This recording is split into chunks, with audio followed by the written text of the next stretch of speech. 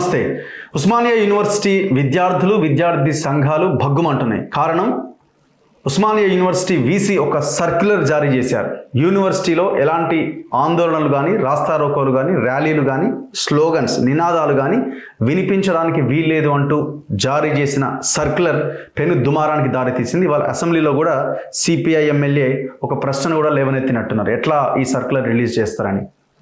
So విద్యార్థి సంఘాలు అయితే ఊరుకునే ప్రసక్తి లేదు, వెనక్కి తీసుకునే దాకా అని అంటున్నారు. అసలు ఏం జరుగుతున్నది?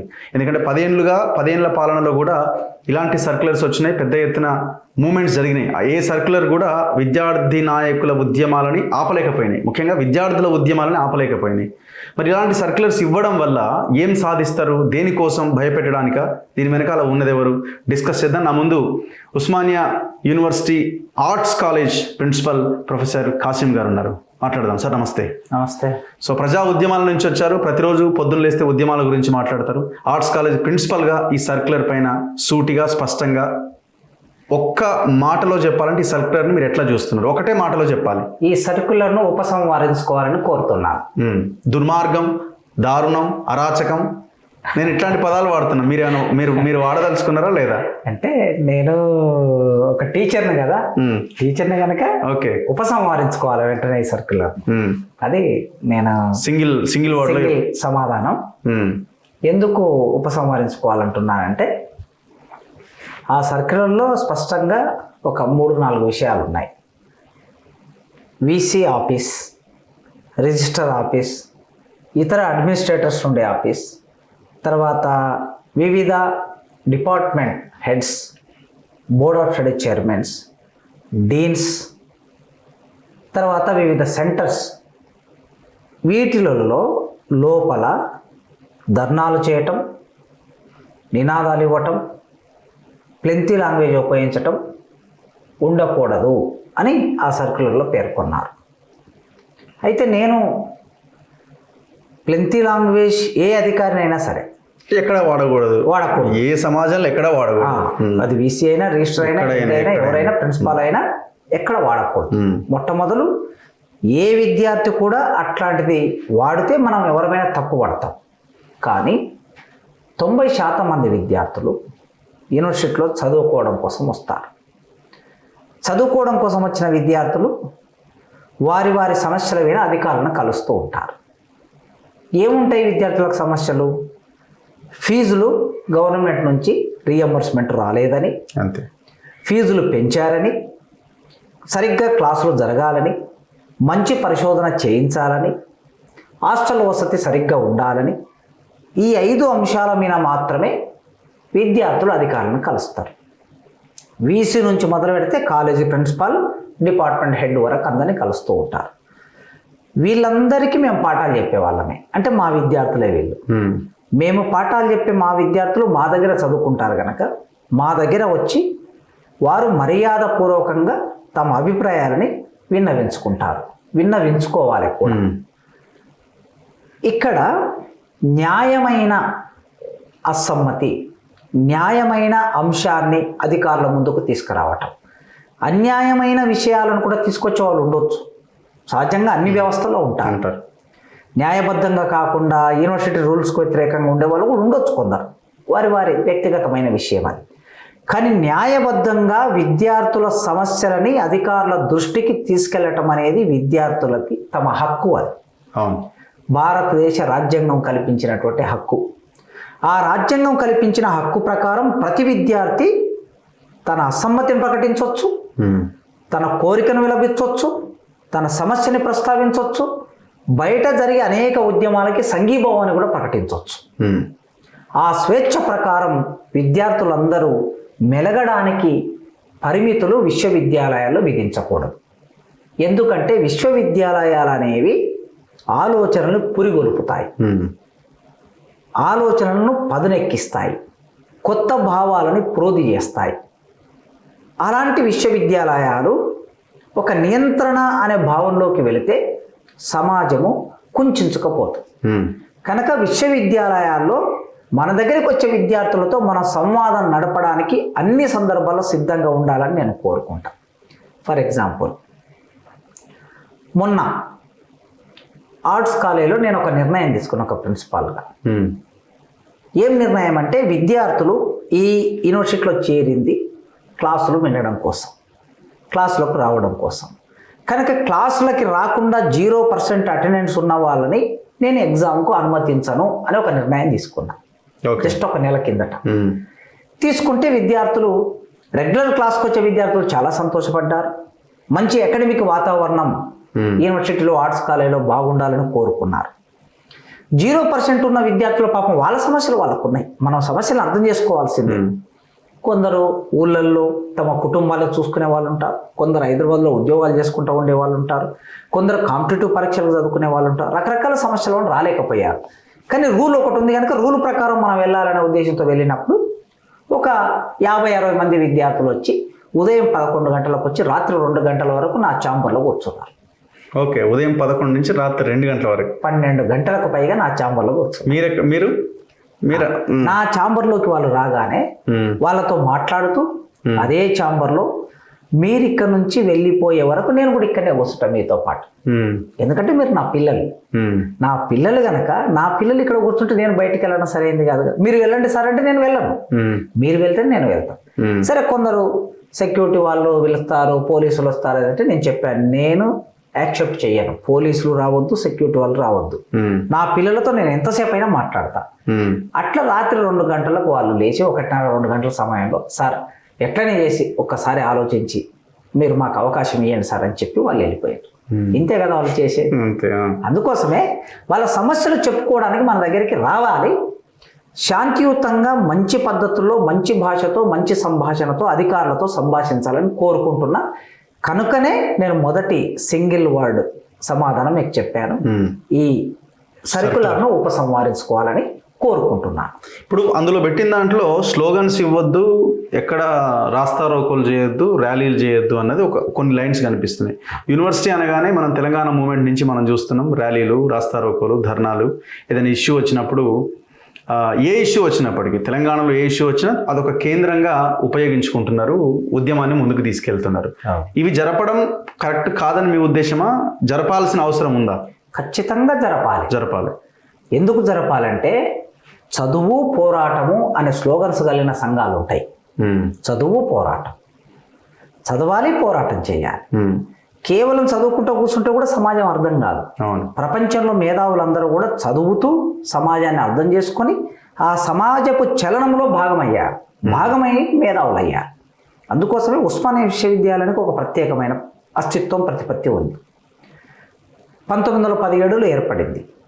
1930 అంటే జస్ట్ ఒక 13 సంవత్సరాల కాలంలోనే వందే మాతర ఉద్యమాన్ని ఇక్కడ నిర్మాణం చేసి దేశమంతా ఉప్పు సత్యాగ్రహం ఉద్యమం నడుస్తుంటే ఇక్కడ వందే మాతరం పాడటమే ఒక ఉద్యమంగా నడిచింది ఆనాడు నిజాంకు వ్యతిరేకంగా. అట్లా పివి నరసింహారావు గారు వందే మాతరం పాడినందుకు ఇక్కడ నుంచి ఆయన రెస్ట్రికెట్ చేయబడ్డాడు, నాగపూర్ యూనివర్సిటీ వెళ్ళాడు. అట్లా ఎందరో ఈ యూనివర్సిటీలో దేవులపల్లి వెంకటేశ్వరరావు గారు, మగ్దుమ్ మొహిద్దీన్ గారు, పెద్ద పెద్ద వాళ్ళు ఇక్కడ చదువుకున్నారు. సురవరం ప్రతాపరెడ్డి గారు వాళ్ళ తెలుగు యూనివర్సిటీకి వారి పేరు పెట్టారు.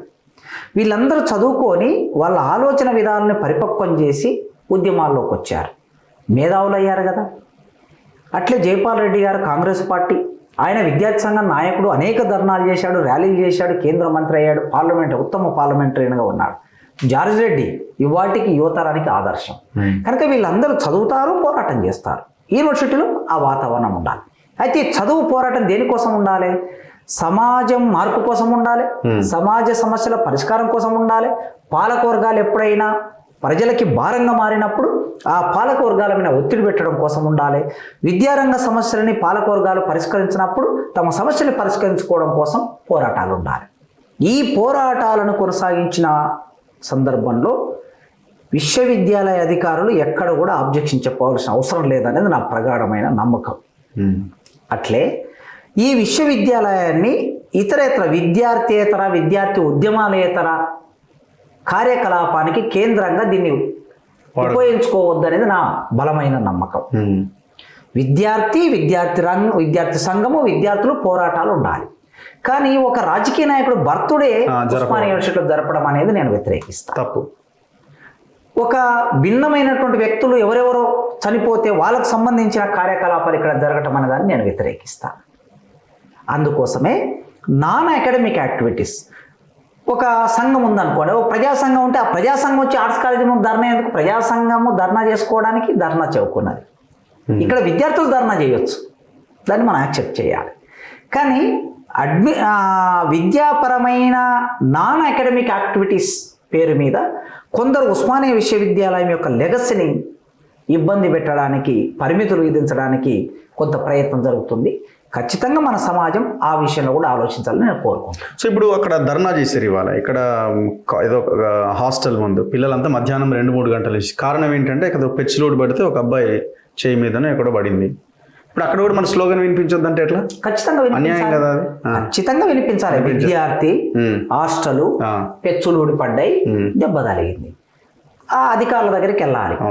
వార్డెన్ ఉంటాడు, చీఫ్ వార్డెన్ ఉంటాడు, ప్రిన్సిపాల్ ఉంటాడు, ఆ తర్వాత రిజిస్ట్రార్ ఉంటాడు, రిజిస్ట్రార్ వీసీకి వైఎస్డీ ఉంటాడు, వీసీ ఉంటాడు.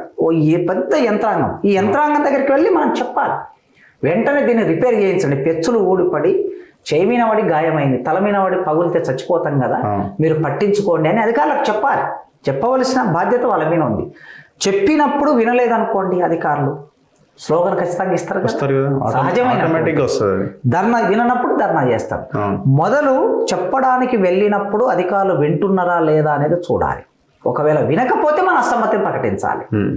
భగత్ సింగ్ అసెంబ్లీలో, సెంట్రల్ అసెంబ్లీలో బాంబు వేశాడు.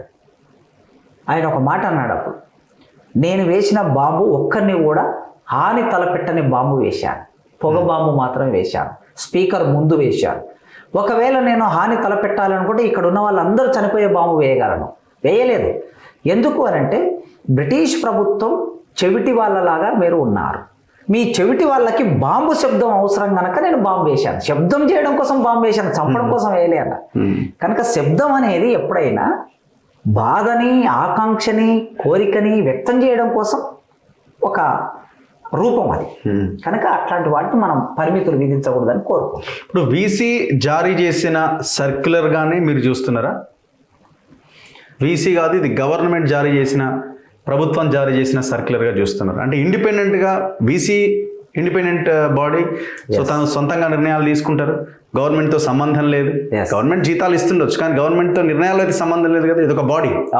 సో మరి వీసీ సొంతంగా నిర్ణయం తీసుకుని అనుకోవాలా, గవర్నమెంట్ చెప్పింది కాబట్టి వీసీ నిర్ణయం తీసుకున్నాను అనుకుంటున్నారా? అయితే మామూలుగా వీటికి పక్కా ఆధారాలు ఉంటే మనము, మీ మీడియాకైనా మీకైనా ఒక లిస్ట్ మసి ఉంది సమాజంలో, నా మాటకు ఒక లిస్ట్ మసి ఉంది. పక్క ఆధారాలు ఉంటే ఖచ్చితంగా ఈ విషయం మీద మనం వ్యాఖ్యానం చేయొచ్చు. కానీ ఇక్కడ ఏంటంటే రిజిస్టర్ పేరు మీద ఆర్డర్ ఇష్యూ అయ్యింది, సర్క్యులర్ ఇష్యూ అయ్యింది. ఇక్కడ ఒక నిర్ణయం తీసుకోవడానికి హెడ్స్ మీటింగ్ పెట్టి ఒక నిర్ణయం తీసుకుంటారు, ప్రిన్సిపాల్స్ మీటింగ్ పెట్టి ఒక నిర్ణయం తీసుకుంటారు, డీన్స్ మీటింగ్ పెట్టి మరో నిర్ణయం తీసుకుంటారు, సెనెట్ మీటింగ్ పెట్టి ఇంకో నిర్ణయం తీసుకుంటారు, ఈసీ పెట్టి ఇంకొక నిర్ణయం. ఈసీ అనేది అత్యున్నతమైన బాడీ. ఈ విశ్వవిద్యాలయం స్వయం ప్రతిపత్తి కలిగింది. ఏ నిర్ణయాలైనా యూనివర్సిటీలో భాగంగానే ఉంటాయి అంతే. అయితే అప్పుడప్పుడు ఎగ్జిక్యూటివ్ కమిటీలో గవర్నమెంట్ నుంచి ప్రతినిధులు ఉంటారు. కాలేజ్ ఎడ్యుకేషన్ కమిషనర్ ఉంటాడు, తర్వాత ఫైనాన్స్ ప్రిన్సిపల్ సెక్రటరీ ఉంటాడు, ఎడ్యుకేషన్ ప్రిన్సిపల్ సెక్రటరీ, ఈ ముగ్గురు ఉంటారు ఈ కమిటీలో, ఈసీలో. ఒక్కొక్కసారి ఈ ముగ్గురు కూడా ప్రభుత్వానికి సంబంధించిన ఆలోచనను ఈ కమిటీలో పెట్టి నిర్ణయాలు చేయించవచ్చు. అట్లా చేయించిన దాఖలాలు చాలా ఉన్నాయి. ఈ పర్టికులర్ విషయం వచ్చిన సర్క్యులర్ వెనుక ప్రభుత్వం ఉందా లేదా అనేది పూర్తిగా దానికి సంబంధించిన అంచనా కానీ అవగాహన కానీ నాకు లేదు గనక ఇప్పుడు వైస్ ఛాన్సలర్ గారే దీన్ని తీసుకొచ్చారు అని నేను భావిస్తూ ఆ వైస్ ఛాన్సలర్ గారు, రిజిస్టర్ గారు కూర్చొని మాట్లాడుకొని ఆ సర్క్యులర్ని వెనక్కి తీసుకోవాలని కోరుకుంటాం. ఇప్పుడు నా పాయింట్ ఏంటంటే, ఇప్పుడు వైస్ ఛాన్సలర్ గారు కూడా బలహీన వర్గాల నుంచి వచ్చిన వైస్ ఛాన్సలర్ గారే కదా, ఆయన కూడా ఈ పోరాటాలు, ఉద్యమాలు తెలుసు కదా. సో 100 ఏళ్ల యూనివర్సిటీ చరిత్రలో మనమే మాట్లాడుకున్నాం కదా, మొదటిసారి ఒక దళితుడు వీసీ అయిందని మనం మాట్లాడుకున్నాం కదా. మరి ఎందుకు ఇంత భయంకరమైన నిర్ణయం, అందులో పోస్ట్లోకి రావడంతో ఇంత భయంకరమైన నిర్ణయం ఏంటి? మీ ఛానల్లోనే మనము ఒక సంవత్సరం కిందట ఉస్మానియా విశ్వవిద్యాలయానికి ఈసారి 107 సంవత్సరాలు దాటిన ఈ విశ్వవిద్యాలయానికి దళితుడే వీసీ కావాలని నేను మాట్లాడాను. ఆ దళితుల్లో మెజారిటీ కమ్యూనిటీ అయిన మాదిగకి ఇవ్వాలి అని కూడా నేను ఓపెన్గా ఆ రోజు మాట్లాడాను. ఆ ప్రకారం ఒక మాదిగ కమ్యూనిటీకి చెందిన ప్రతిభావంతమైన ఒక ప్రొఫెసర్ను వీసీగా నియామకం చేసింది గవర్నమెంట్. ఆయన ఇవాళ ఈ నిర్ణయం తీసుకున్నారు. అయితే అట్లాంటి కింది వర్గాల నుంచి వచ్చి అనేక సమస్యలను ఎదుర్కొని విద్యార్థుల సమస్యలను చూసినటువంటి వ్యక్తి గనక ఇప్పుడు దీన్ని ఆలోచించి నిర్ణయం ఒక్కొక్క సందర్భంలో ఒక్కొక్క నిర్ణయం తీసుకోవడానికి కొన్ని ఫోర్స్ అంటే ఒత్తిడులు కూడా పనిచేస్తూ ఉంటాయి. 200% ఇది కూడా ఒత్తిడి, డౌట్ ఏముంది అందులో. నిన్న ఆయన ఒక దగ్గర సందర్భంలో మాట్లాడుతూ చెప్తూ ఉన్నారు. ఆయన ప్రెస్ నోట్ కూడా రిలీజ్ చేశారు. ఆ ప్రెస్ నోట్లో ఏముందంటే నిజాం కాలేజీ ప్రిన్సిపాల్ ఛాంబర్లోకి వెళ్ళి చేయి పెట్టి బయటికి నెట్టేశారట. ఇది ఒకటి. తర్వాత వీసీ ఆఫీస్ దగ్గరికి వెళ్ళి డోర్ ముందు నిలబడి బూతులు మాట్లాడుతూ వీసీని మాట్లాడారని ప్రెస్ నోట్లో పేర్కొన్నారు. తర్వాత మా ఆర్ట్స్ కాలేజీలో ఒక సగం రాత్రి కూర్చున్న విద్యార్థుల ప్రస్తావన కూడా ప్రెస్ నోట్లో చేశారు. ఈ పరిణామాల నేపథ్యంలో ఏమైనా వీసీ గారు నిర్ణయం తీసుకున్నారా? ఒకవేళ తీసుకుంటే ఈ పరిణామాలే ఆయనను ఈ నిర్ణయం తీసుకోవడానికి నెట్టివేస్తే ఇవి పెద్ద విషయం కాదు నా దృష్టిలో. అందుకే వాటిని సార్ట్అవుట్ చేయడానికి వేరే మార్గం అదే పిల్లల్ని పిలవచ్చు, మాట్లాడవచ్చు. నిజంగా ఏ మనిషిని కూడా ఎవరు కూడా వ్యక్తిగతంగా కించపరిచే హక్కు ఈ దేశంలో ఎవరికి లేదు. అది వీసీని కించపరిచినా ఎవరికి కించపరిచినా చట్టపరంగా మనం ఆలోచన చేయవచ్చు. కనుక మళ్ళీ రిపీటెడ్గా చెప్పేది, విశ్వవిద్యాలయం కొత్తగా వీసీ గారు వచ్చారు, 6 నెలలు అయింది. వారు ఛార్జ్ తీసుకున్న తర్వాత కొన్ని మంచి పనులు చేయవలసి ఉన్నది. ఇమ్మీడియట్గా దీనికి న్యాక్ టైం అయిపోయింది. A+ ఉంది ఇప్పుడు. A+ సాధించడం అనేది ఇప్పుడు తక్షణ కర్తవ్యం. ఎప్పుడైనా A+ ఉంటే దానికన్నా ఎక్కువ సాధించాలి. కానీ ఇప్పుడు A+ సాధించడమే చాలా కష్టం ఉంది. అందుకోసం వీసీ గారు ఈ పని చేయవలసి. తర్వాత రిక్రూట్మెంట్, గవర్నమెంట్ మీద ఒత్తిడి చేసి రిక్రూట్మెంట్ తీసుకురావాల్సిన అవసరం. ఇన్ని పనులు ముందు ఉన్నాయి కనుక విద్యార్థులు, అధ్యాపకులు, తర్వాత నాన్ టీచింగ్ స్టాఫ్ వీళ్ళందరూ కలిసి పనిచేస్తేనే విశ్వవిద్యాలయం. ఏ ఒక్కరూ అసమ్మతి ప్రకటించి వ్యతిరేకంగా మారినా కూడా ప్రశాంతంగా కుర్చీ మీద కూర్చొని పనిచేసే పరిస్థితి ఉండదు. అందుకోసమే వారు ఆలోచిస్తారని కోరుకుంటున్నాను. అంటే గవర్నమెంట్ ఇన్ఫ్లుయెన్స్ లేదైతే ఇప్పుడు మాలాంటి వాళ్ళని డైరెక్ట్గానే చెప్తున్నాం, ఇది అయితే అసాధ్యం. ఇది సో ఒకవేళ వీసీ వచ్చి ఉంటే ఇంత పెద్ద ఒత్తిడికి ఆయన ఏ రోజు నెక్స్ట్ డేనో దాన్ని వెనక్కి తీసుకునే వాళ్ళు ఆయన అదే దీంతో ఉన్నాడు. లేదంటే ఒక 3-4 రోజులు చూద్దాం, వాళ్ళకే అర్థమవుతుంది, దాని తర్వాత వెనక్కి తీసుకోవాలనే ఆలోచన కూడా గవర్నమెంట్కి ఉండి ఉండొచ్చు. ఇప్పుడు మీలాంటి వాళ్ళు దేశంలో ఉన్న యూనివర్సిటీల మీద మాట్లాడుతున్నప్పుడు మొత్తం అక్కడ యూనివర్సిటీలని ఎట్లాగైతే ఒకే ఈ మతపరమైనటువంటి భావజాల కేంద్రాలుగా మారుస్తున్నారని ఆరోపణలు మీరు చేస్తున్నారు. ఇప్పుడు ఈ గవర్నమెంట్ కూడా కాంగ్రెస్ని మార్పు కోసం అని ఆ రకంగా తెచ్చుకున్న గవర్నమెంట్ కూడా ఇంత యూనివర్సిటీల మీద అటాక్ చేయాల్సిన అవసరం ఏముందని మీరు అనుకుంటున్నారు? అంటే గవర్నమెంటేనా, ఏ పార్టీ అయినా ఎవరైనా ప్రభుత్వమే, అధికార యంత్రాంగమే. దానికి సంబంధించిన పద్ధతుల్లో అది ప్లే అవుతూ ఉంటుంది. ఎప్పుడైనా వ్యక్తులు మారుతారు అంతే. ముఖ్యమంత్రి సీటు పోయి ఇంకొక ముఖ్యమంత్రి వస్తాడు, కానీ దానికి ఒక నిర్మాణం ఉంటుంది. ఆ నిర్మాణం ఎవరి ప్రయోజనాల కోసం పనిచేస్తుందో వాళ్ళ ప్రయోజనాల కోసమే మొత్తం వ్యవస్థ నడుస్తూ ఉంటుంది అంతే. ఒకవేళ దీని వెనక గవర్నమెంటే ఉంటే ఈ సర్క్యులర్ వెనక రేవంత్ రెడ్డి గారు వెంటనే వీసీ గారితో సంభాషించి ఈ సర్క్యులర్ వెనక్కి తీసుకోవాలి. ఎందుకంటే రేవంత్ రెడ్డి గారు స్వేచ్ఛ గురించి రకరకాల సందర్భాల్లో అభిప్రాయాలను వ్యక్తం చేశారు. నిన్న అసెంబ్లీలో కూడా మాట్లాడుతూ సోషల్ మీడియాలో వస్తున్నటువంటి ఒక అన్యవర్గ ధోరణులు, భావాల గురించి ఆవేదనతో మాట్లాడారు. ఆయన వ్యక్తులను టార్గెట్ చేస్తున్నారు, కుటుంబాలను టార్గెట్ చేస్తున్నారు, కుటుంబంలో పిల్లల్ని, భార్యల్ని అందరిని టార్గెట్ చేస్తున్నారు. ఇది సమాజపు లక్షణం కాదన్నాడు. నిజమే, తెలంగాణ సమాజపు లక్షణం కాదే.